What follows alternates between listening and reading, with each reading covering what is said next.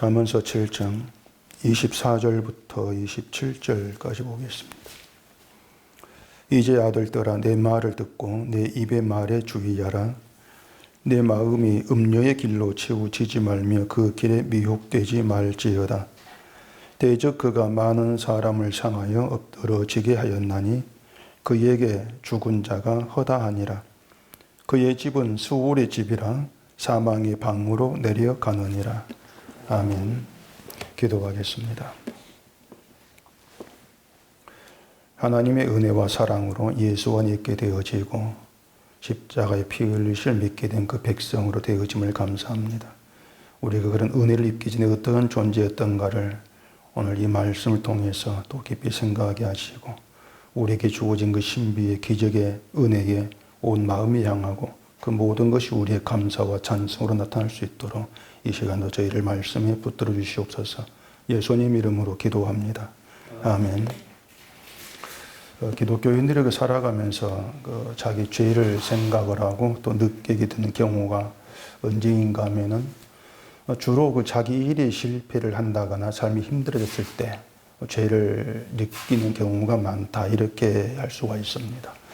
힘들어지는 그 삶에서 내가 죄를 지어서 하나님이 벌을 주시는 건 아닌가, 그렇게 죄를 좀 생각을 하는 거죠.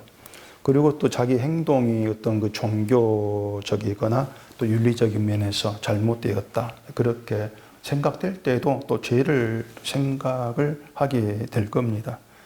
이것을 이제 반대로 생각을 한다면은 일이 이제 잘 풀리고 또 삶의 어려움이 없이 평안하다거나 또 행위에서도 잘못된 것을 자각하지 못할 때는 죄를 생각하지 않게 된다, 이러한 뜻이 되겠죠.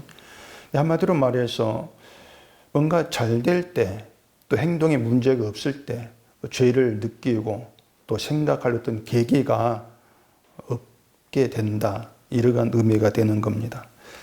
자, 그러면 우리가 신자를 두고 생각했을 때 신자는 죄를 알고 깨닫고 생각하며 사는 것이 필요하냐, 아니면 십자가를 믿으니까 죄는 이제 잊어버리고 은혜만 생각하며 살면 되는 것인가, 이렇게 생각을 해보자는 것입니다.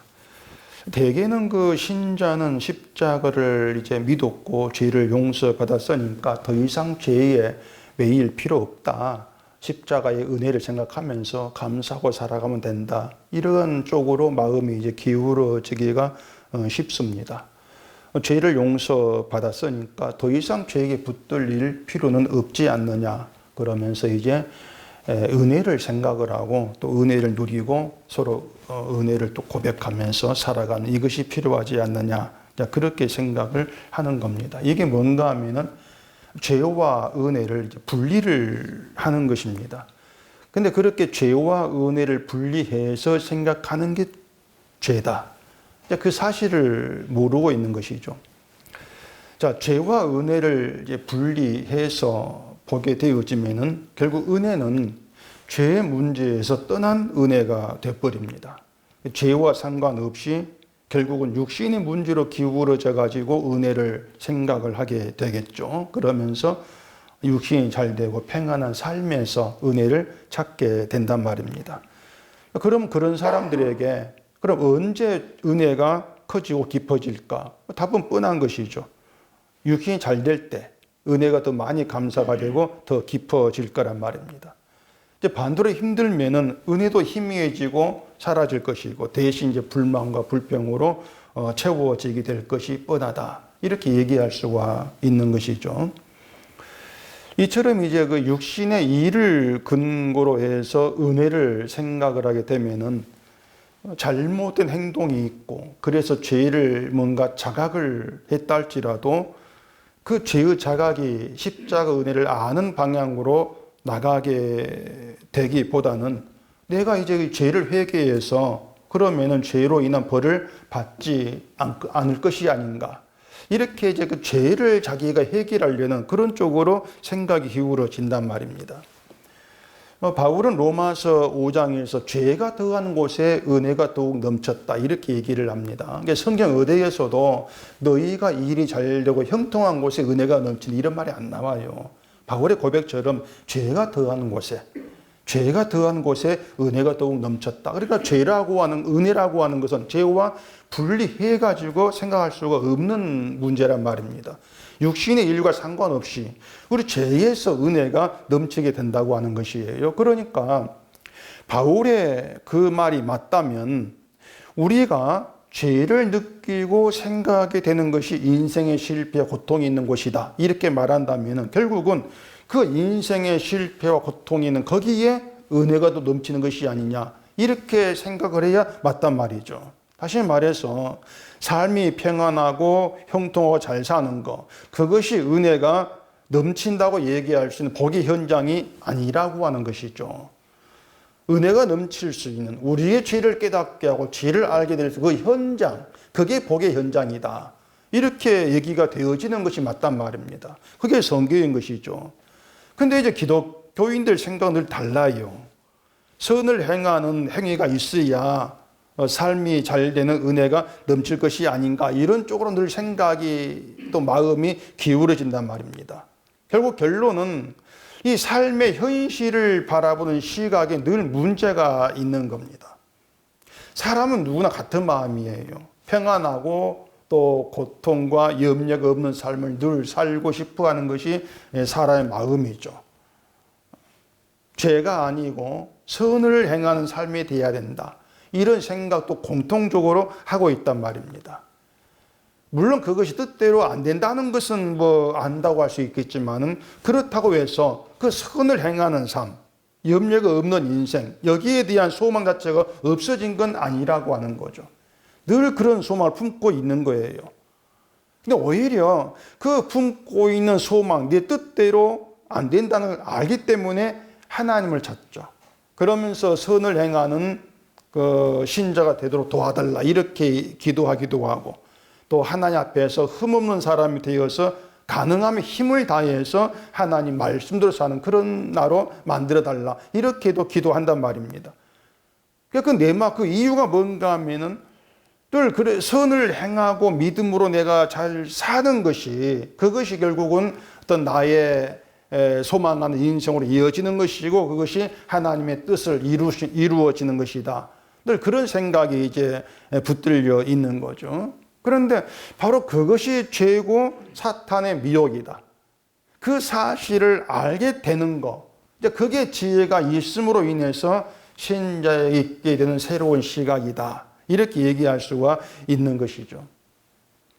그래서 지혜 없는 자를 죄를 죄로 알지 못하고, 또 사탄의 미혹을 미혹으로 알지를 못하는 것, 그렇게 지혜 없으면 그런 식으로 이제 드러나게 되는 것입니다. 오늘 본문도 이제 그런 내용인데 25절 보면은 이렇게 얘기합니다. 내 마음이 음녀의 길로 치우치지 말며 그 길에 미혹되지 말지어다.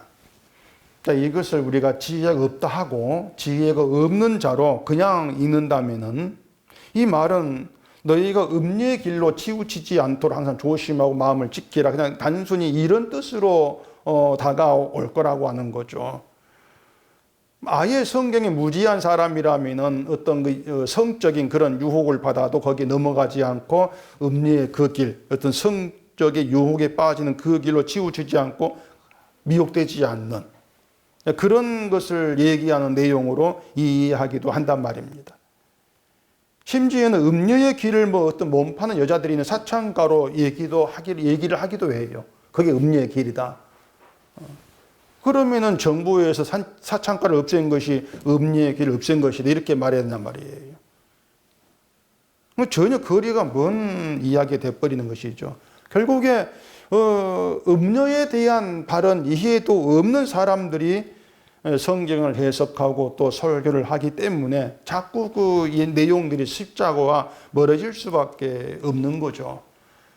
음녀라고 하는 것도 십자가를 기준, 근거로 해서 우리가 성경을 해석을 해야 돼요. 성경 모든 게 다 그렇단 말입니다. 지난 수요일 본문의 6절 봐보십시다. 내가 내 집 들창으로 살창으로 내다보다가 어리석은 자 중에 젊은이 가운데에 한 지혜 없는 자를 보았노라. 지난 수요일에 말씀들이 이제 본문의 1절부터 3절에 오면 계명을 간직하라, 또 계명을 지켜 살며 눈동자처럼 지키라, 계명을 손가락에 매며 마음판에 새기라 이런 명령들이 있었지 않습니까? 이 명령은 우리가 지키는 것이 아니라고 했습니다. 우리가 지킬 수는 없는데 지켜지고 이루어지는 그 사람들이 있는 것이죠. 그들이 누구냐면 하나님의 언약 안에 있는 하나님 백성들이라고 이제 말씀을 제가 드렸죠. 하나님의 언약이 하나님 명령을 지켜내는. 그래서 하나님이 언약으로 지키신 그 명령을 간직된 그런 자들. 이들을 언약 안에 있는 하나님 백성. 이렇게 이제 말씀을 드렸단 말이에요. 지난주에 그걸 근거로 드린 말씀 에레미야서 31절 33절이죠. 제가 읽을게요. 그러나 그날 후에 내가 이스라엘 집과 맺을 언약은 이러하니 곧 내가 나의 법을 그들의 속에 두며 그들의 마음에 기록하여 나는 그들의 하나님이 되고 그들은 내 백성이 될 것이라 여호와의 말씀이니라. 한 주밖에 안 지났으니까 기억하실 것입니다. 그러니까 하나님의 그 언약이 7장 잠언 7장 1절부터 3절의 내용이고 하나님이 하신 그 명령이 지켜진 그들이 하나님 백성인데 그 명령을 하나님께서 지키신다. 그게 언약의 내용이란 말이에요. 언약. 내가 지킨다.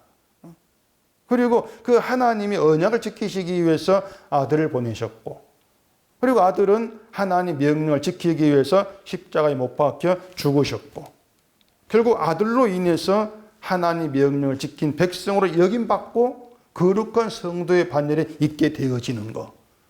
그들이 하나님 백성이에요. 하나님 백성이라고 하는 그들 안에는 인간의 노력이라 아무것도 없죠. 처음부터 마지막까지 언약하시고 언약을 이루신 하나님 일만 있어요. 그리고 완성처로 예수님이 오셨고 십자가로 드러난 것이고.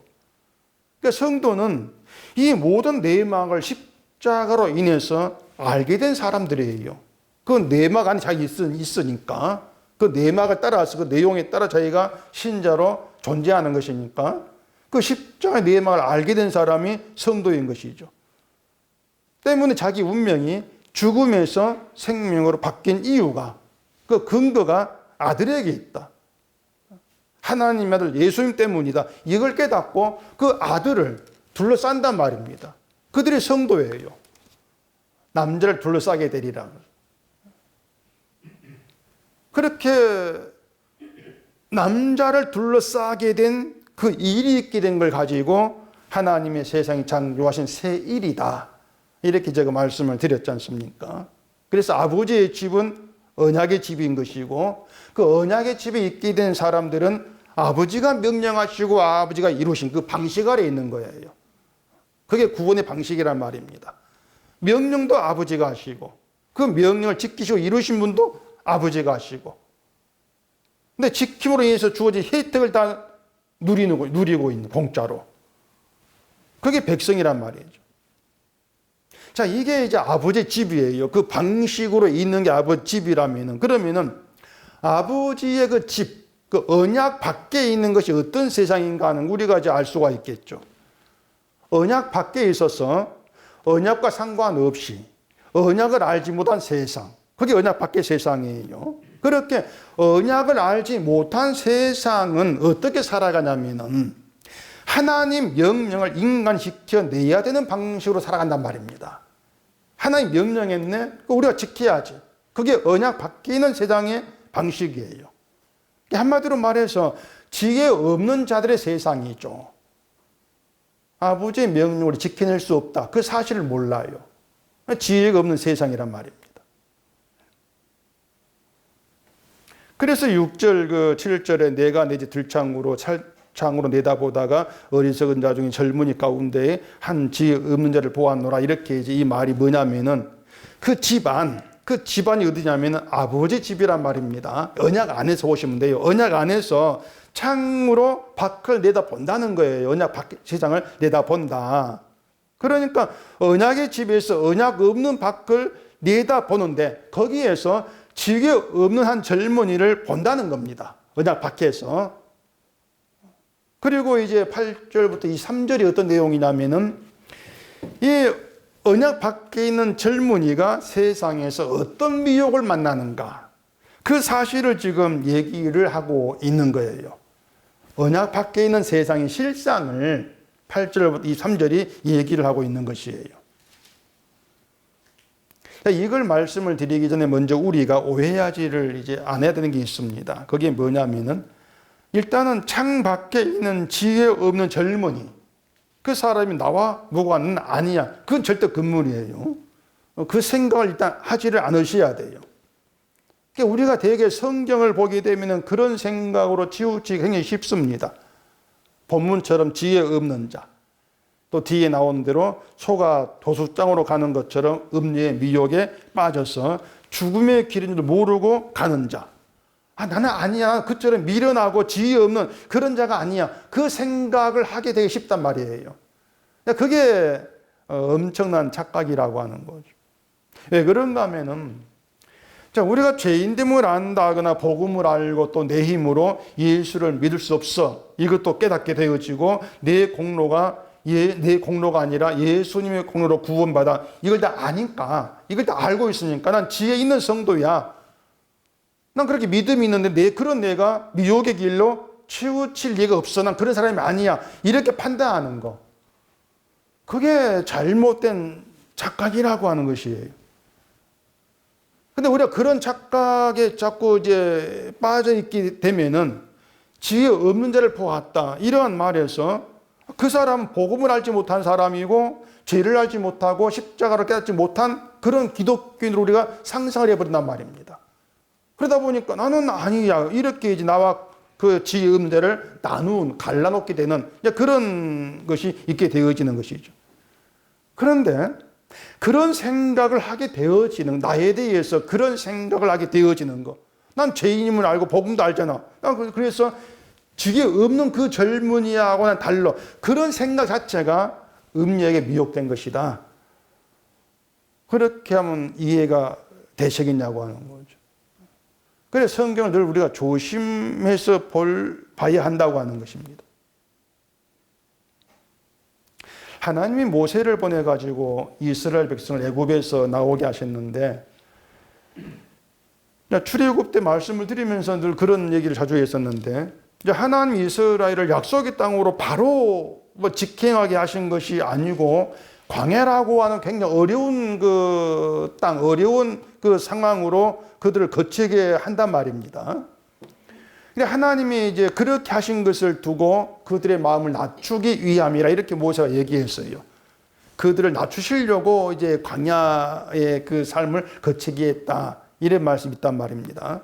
자, 그러면은 약속의 땅으로 들어가는데 마음을 낮춰야 될 이유가 뭐냐 말이에요. 왜 마음을 낮추게 해서 약속의 땅으로 들어가게 하실까?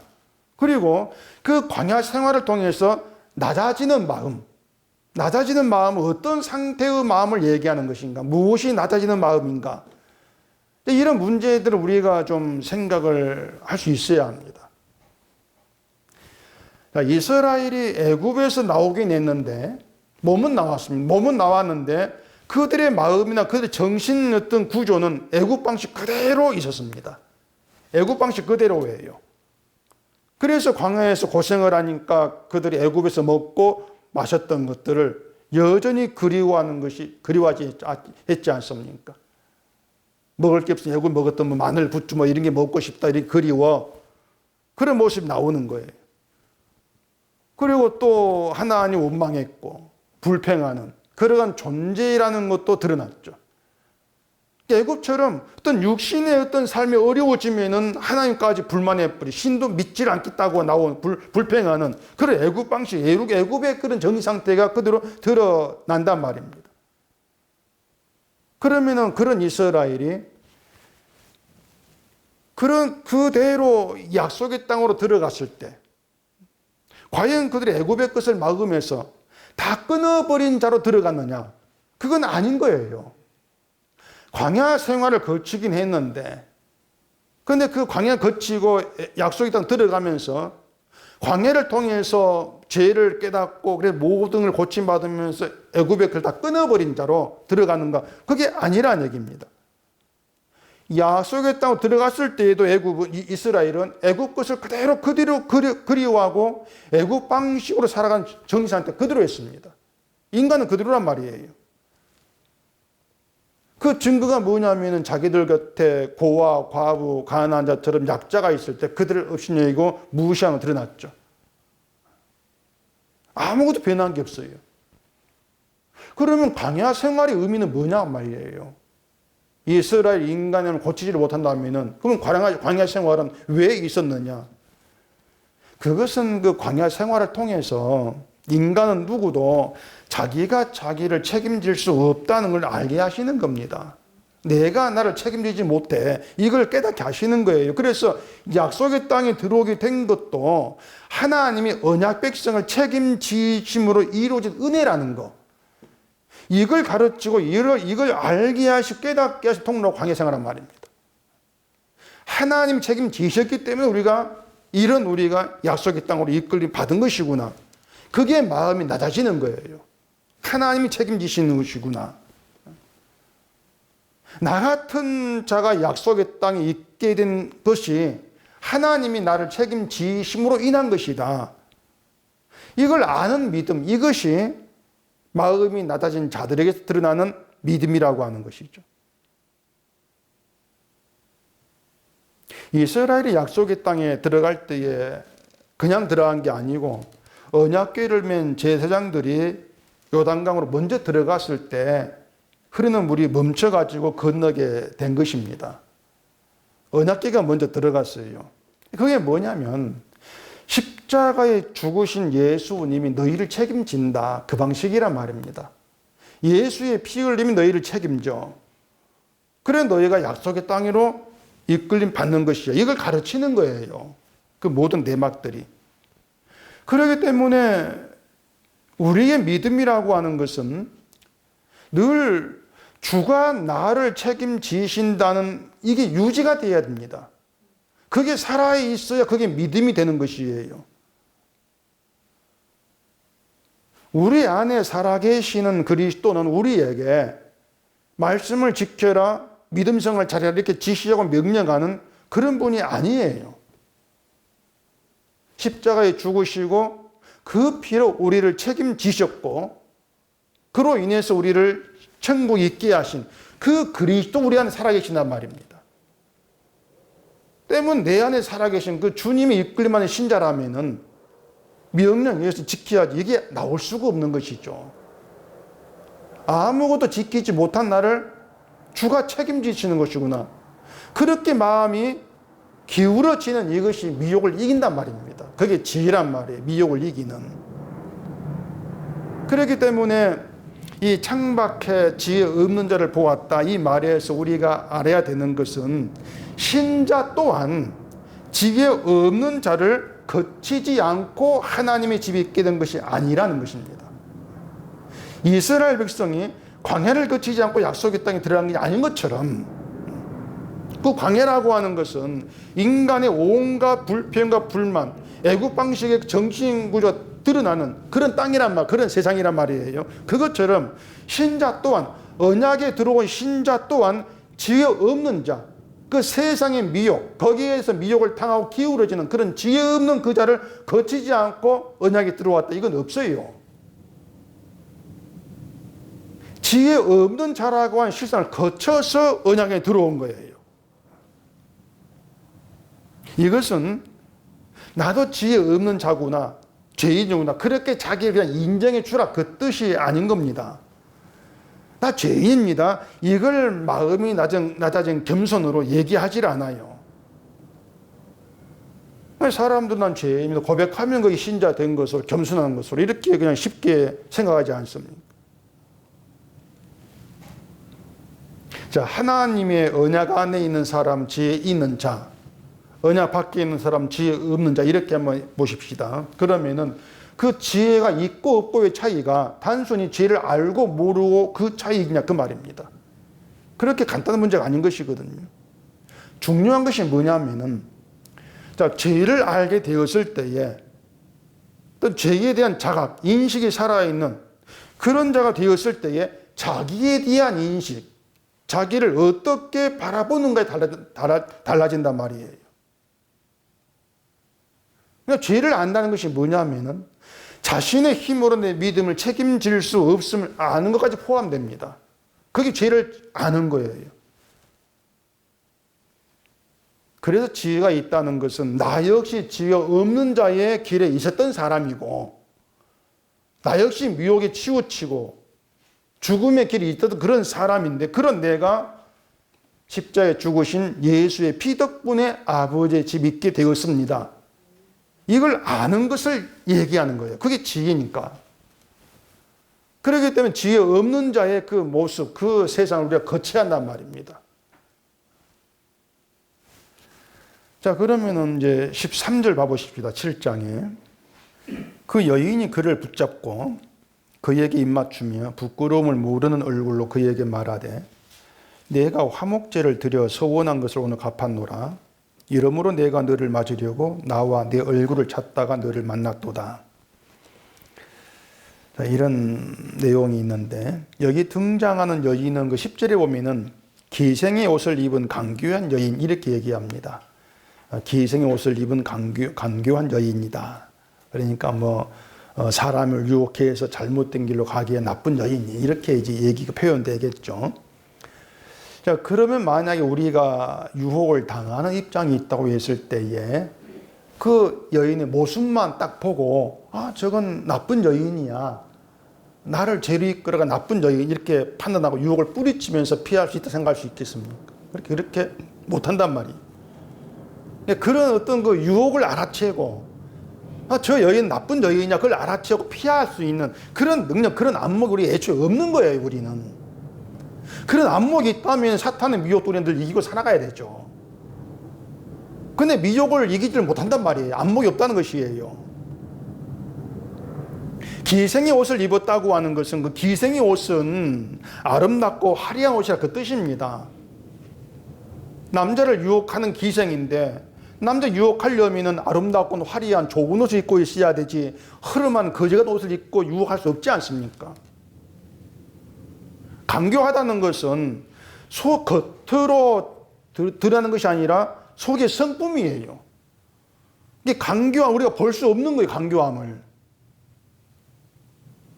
때문에 유혹당하는 자가 눈으로 보고 알 수 있는 악함, 그 여인은 악하다, 이렇게 볼 수 있는 그런 수준이 아니라고 하는 것이죠. 그런 여인이 지혜 없는 젊은이를 붙들고 내가 화목제를 드려서 서원한 걸 오늘 갚았다, 이런 말을 한단 말입니다. 남자를 유혹하는 여인이 왜 화목제를 드려서 서원한 걸 갚았다, 이런 말은 이해가 잘 안 돼요. 그 화목제를 드려서 내가 하나님께 서원한 걸 갚았다는 것은 결국은 자기 신앙을 보여주고자 하는 그런 말로 우리가 좀 이해할 수 있지 않겠습니까? 내가 하나님 화목제를 드려서 맹세한 것을 내가 갚았어, 지켰어.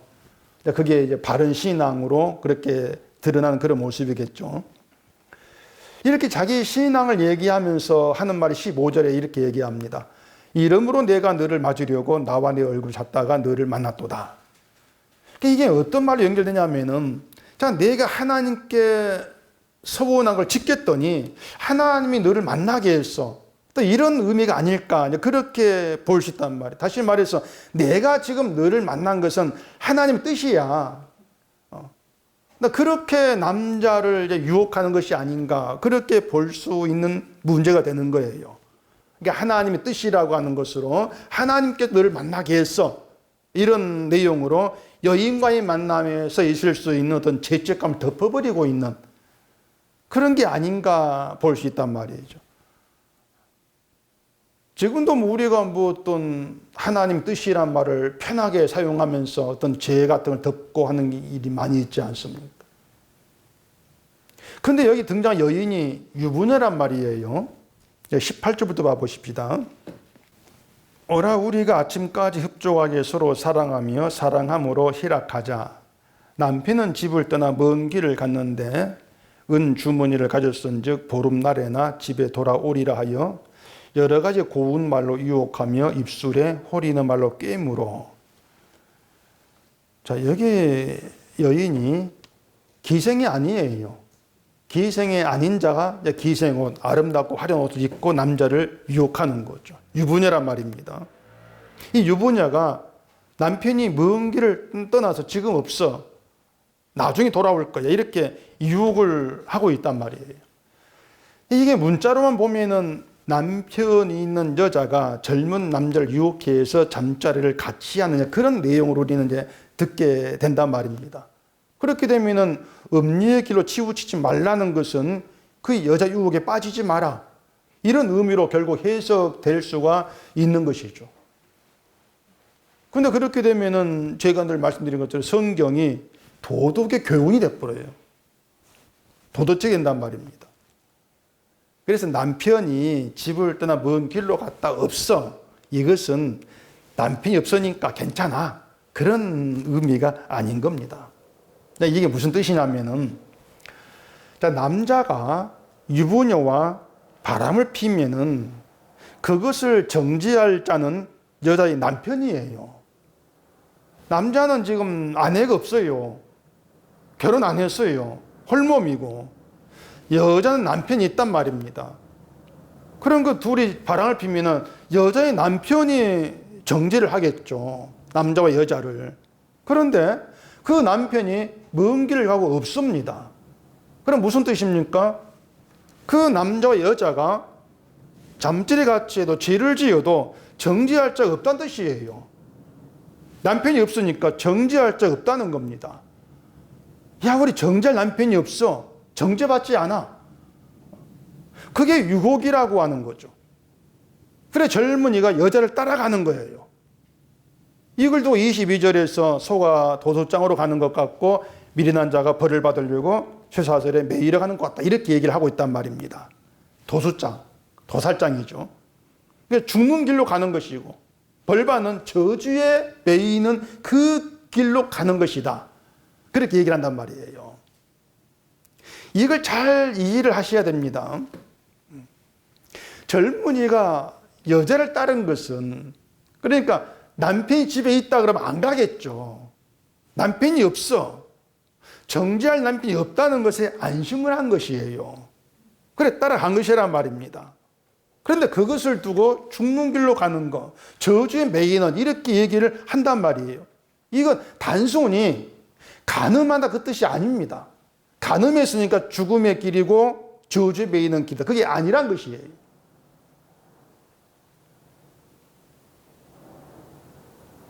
히브리서 9장 22절에 보시면은 율법을 따라 거의 모든 물건이 피로써 정결하게 되나니 피 흘림이 없은즉 사함이 없는 일이 말이 있습니다. 피 흘림이 없은즉 사함이 없다. 자, 피로써 정결하게 된다는 것은 피 앞에서는 모든 게 부정하다, 그 뜻이거든요. 모든 게 부정해.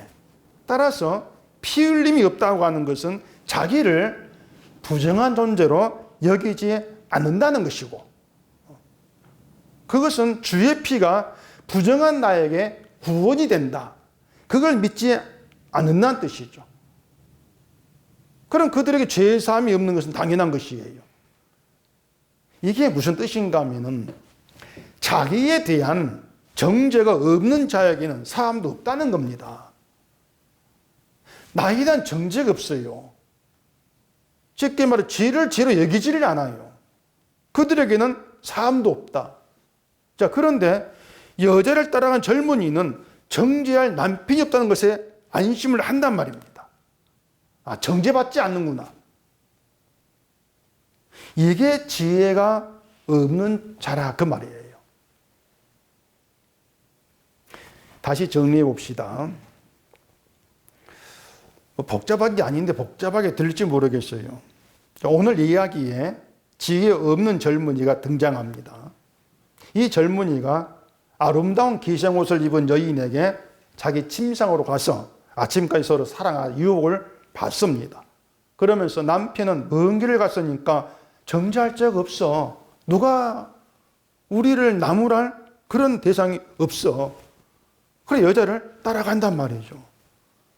자, 그러면은 오늘 본문에 그 지혜 없는 자의 세상, 이 세상의 이야기를 보면서 과연 우리가 정죄를 받느냐고 하는 거예요.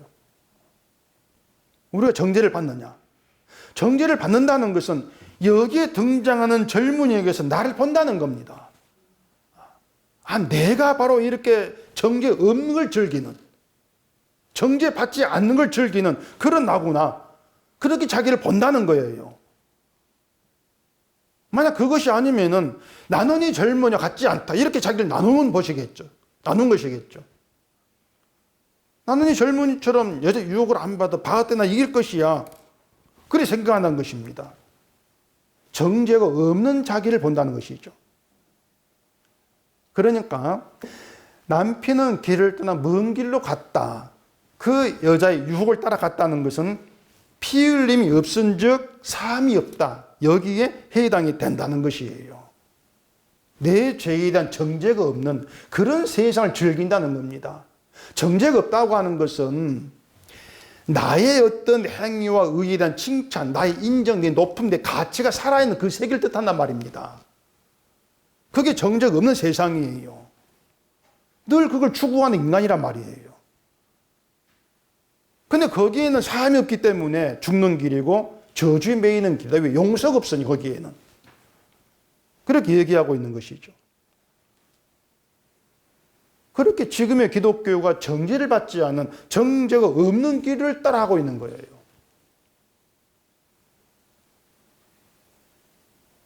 화목제를 드리면서 예배를 드리면서 신앙생활을 하면서 이런 애가 정당해. 옳잖아. 그 정죄가 없는 세상인 것이죠. 자, 정죄할 남편이 집을 떠나 먼 길로 갔다면은 남은 것은 여자와 젊은이가 스스로 자기를 정죄하는 것이 정죄해야 되지 않겠습니까? 정죄할 남편이 없으니까 자기도 정죄를 해야 되겠죠. 근데 여자는 자기를 정죄할 생각이 없고 여자에 빠진 젊은이도 자기를 정죄할 능력이 없어요. 죄를 죄로 보지 않아요. 그것처럼 인간은요, 자기를 정죄할 능력이 없는 겁니다. 그게 우리예요.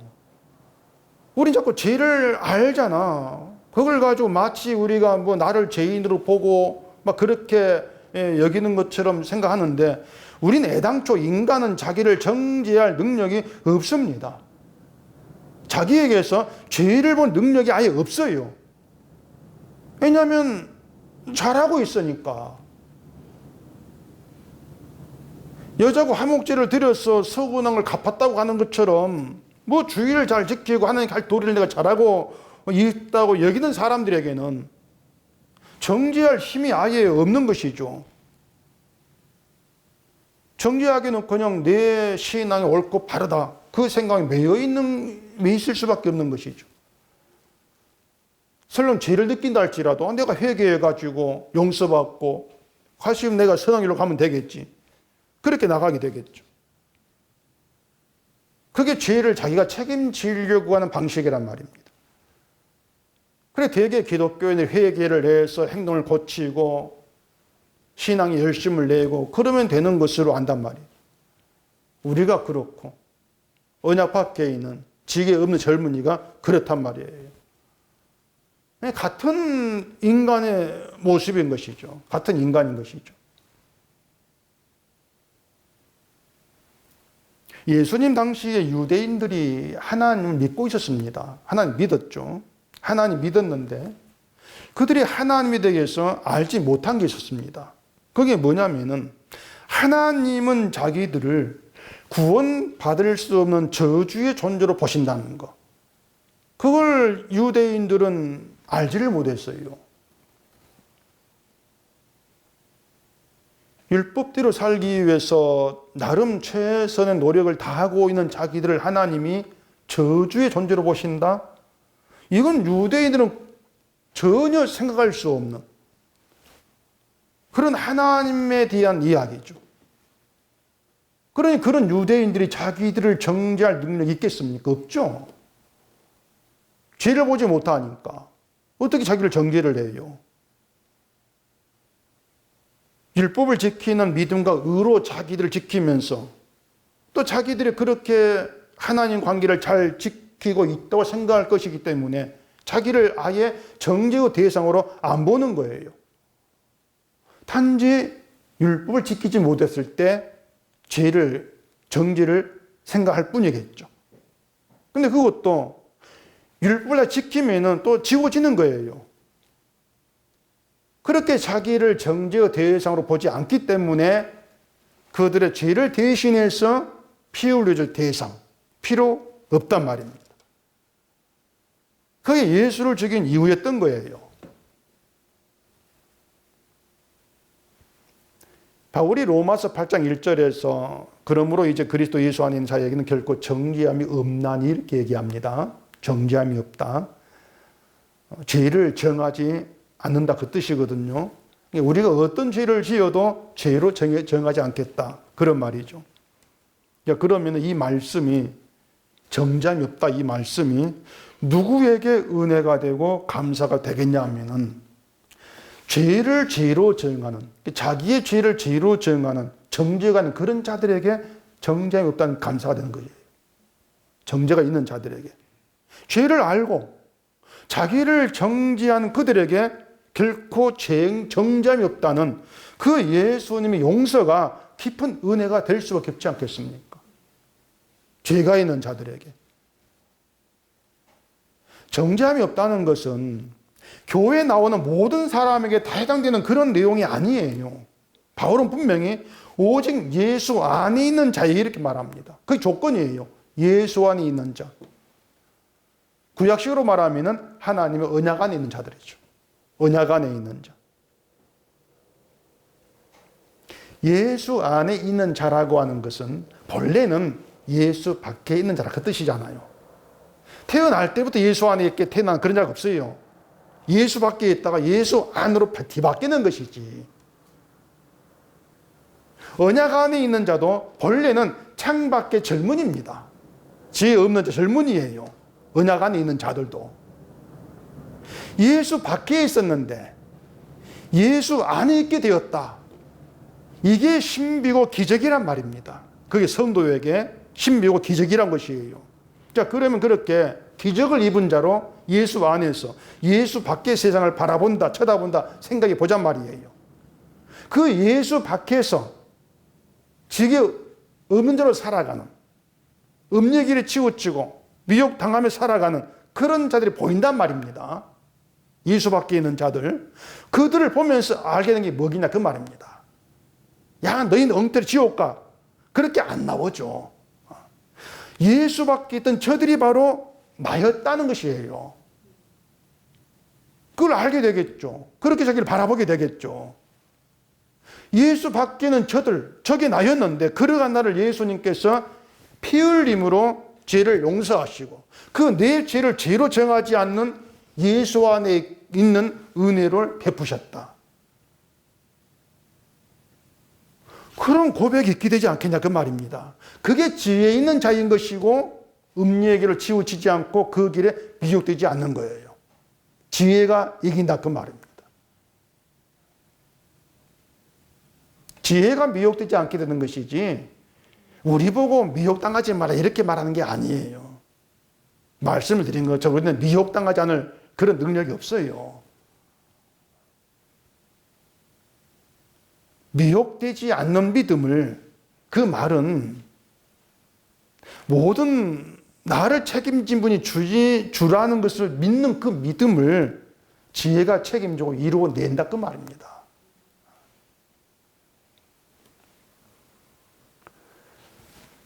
오늘 본문 26절 봐보십시다. 대저 그가 많은 사람을 향하여 엎드러지게 하였나니 그에게 죽은 자가 허다하니라. 그의 집은 수울의 길이라 사망의 방으로 내려가느니라. 이것이 어둠에 있고 음료의 유혹 아래 있는 세상의 운명입니다. 세상의 실상은 죽은 자가 허다해요. 음료로 인해서 죽은 자가 허다하고 음료의 집은 수울의 길이고 사망의 방으로 내려간다. 그게 세상 자체란 얘기죠. 그런데 그 죽음에서 그 수울의 길에서 건진받은 게 신자란 말이에요. 건진받은 게 우리란 말입니다. 그러니까 그런 신자에게서 구원받은 내가 아니고 구원하신 예수만 자랑하게 되어지는 것이 당연하지 않단 말이에요. 그러니까 시선이 나 구원받았으면 이것이 아니에요. 구원하신 주만 자랑한단 말입니다. 바울처럼. 이사야가 성전에서 하나님의 영광 경험했을 때에 화로다 나를 망하게 되었도다. 나는 입술이 부정한 사람이로다. 이렇게 자기에 대한 정죄가 있었습니다. 자기에 대한 정죄.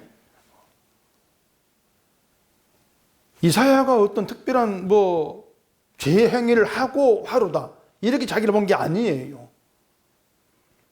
그냥 선지자 부름 받아서 성전서 하나님의 영광을 마주와 경험했는데 그 영광을 경험한 걸 통해서 자기가 지금까지 살아온 모든 것이 망하는 자, 화 입을 자, 그런 자기였다는 것을 알게 되는 것이죠.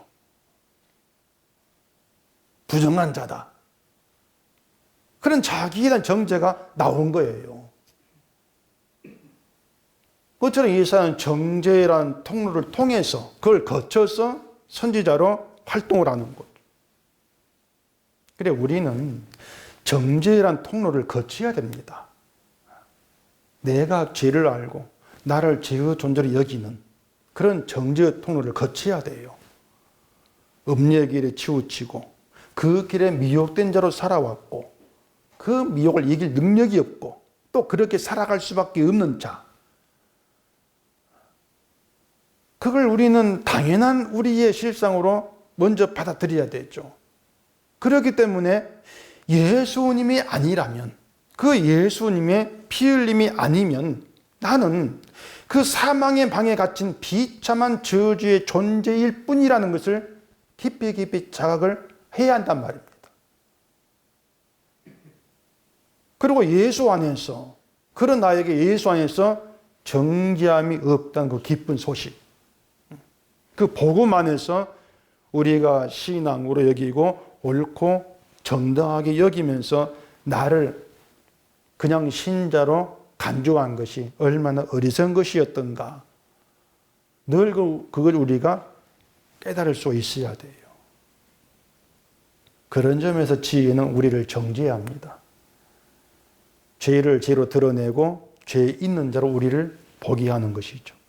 그리고 정죄함이 없는 예수님께서 일으키신 주의 은혜에 우리 온 마음을 붙들리게 한다는 것이에요. 이게 우리를 대신해서 십자가에 죽으신 주의 뜻이에요.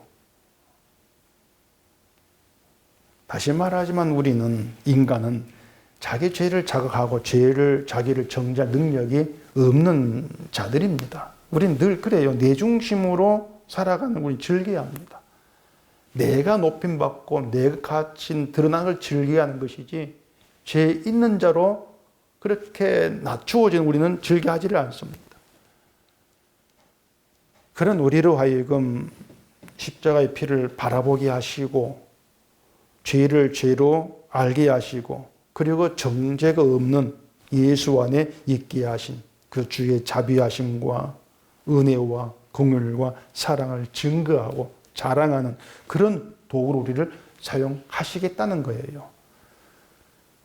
그게 예수님이 오신 뜻이고 우리를 지혜 있는 자가 되게 하신 뜻이란 말입니다. 내가 너를 도구로 사용할래. 그 주의 뜻 안에 우리의 어떤 그 존재 가치라는 것은 살아있을 수가 없단 말입니다. 늘 우리가 물을 것은 나 같은 자를 왜 주께서 끝까지 책임지실까? 나 같은 자를. 왜 나를 책임지시면서 그 천국의 기업과 집어 넣으시겠다고 하실까? 내가 이뻐서 아니란 말이에요. 나를 책임지시는 주의 사랑, 주의 은혜, 이것만 자랑하는 나의 도구로 내가 너를 좀 쓰겠다. 그게 우리가 성도로 부름받은 이유고 그게 우리의 소명이 돼야 돼요. 우리의 사명이 돼야 되겠단 말입니다. 이러한 주의 일에 늘 눈이 열려서 내가 하는 일이 아니고 주가 하시는 일, 내가 살아가는 게 아니고 내 안에 주가 살아 계시는 것, 이걸 의지하게 하는 것이 지혜 있는 거예요. 그렇게 주의 일에 붙들려 끌려가면서 사용되는 주의 도구가 여러분 자신이라는 것, 이걸 아는 지혜가 있기를 바랍니다. 기도하겠습니다. 우리 아버지 하나님, 교회를 찾고 십자가를 얘기하고 예수를 말하면서 우리가 성도로 부름받고 주의 말씀 앞에 나와지게 된 그 모든 내막을 알지를 못하는 어리석은 존재들입니다. 나의 죄를 알지도 못하고 정죄할 능력도 없는 그러한 자들입니다. 이러한 우리를 정죄가 없는 예수와 맺게 하신 그 뜻이 무엇인가를 오늘 말씀을 깨닫게 하시고 우리를 건지신 주의 사랑, 은혜, 긍휼하심, 그 십자가만 자랑하고 살아가는 저희가 될 수 있도록 성령으로 붙들어 주시옵소서. 예수님 이름으로 기도합니다. 아멘.